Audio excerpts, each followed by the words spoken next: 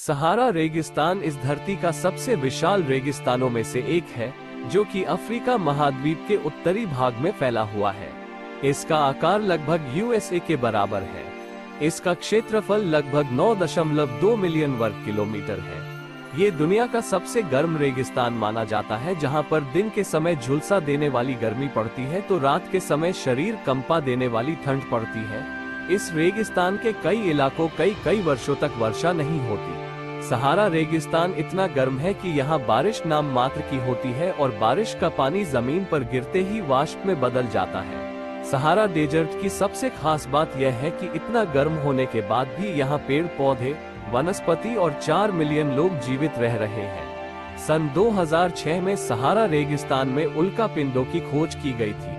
सहारा रेगिस्तान के भीषण गर्म होने के बावजूद भी पर्यटक यहाँ घूमने के लिए आया करते हैं।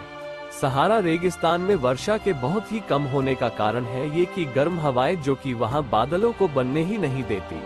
जीवन की इतनी कठोर परिस्थितियों के बाद भी सहारा मरुस्थल में जीवन आज भी पनपता है। इस रेगिस्तान में 500 से ज्यादा पेड़ पौधों की प्रजातियां पाई जाती है, जो कि इस सूखे रेगिस्तान में फलते फूलते हैं।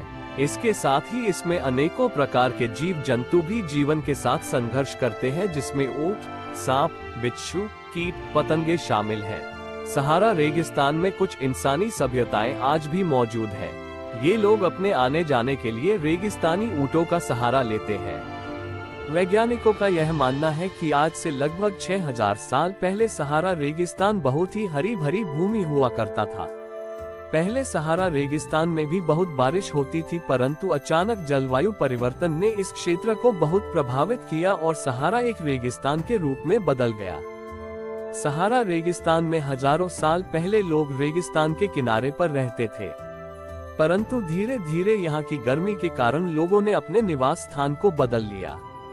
सहारा रेगिस्तान में अफ्रोवेंटा, जोबेरिया और आउनोसोरस सहित डायनासोर के जीवाश्म भी यहाँ पाए गए हैं।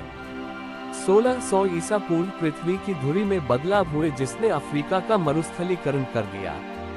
यहाँ 4000 ईसा पूर्व के कृषि के निशान भी पाए गए हैं।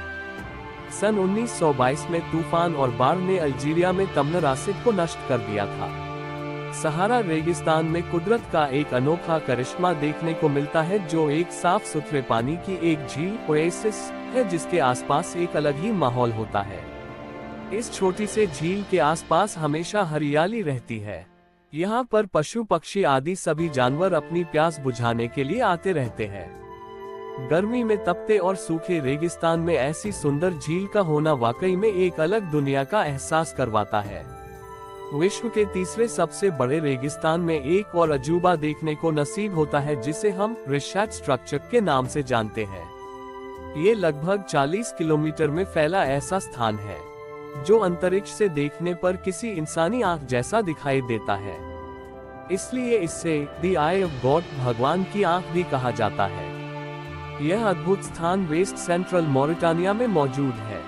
यह एक गोल चक्कर के जैसा दिखाई देता है।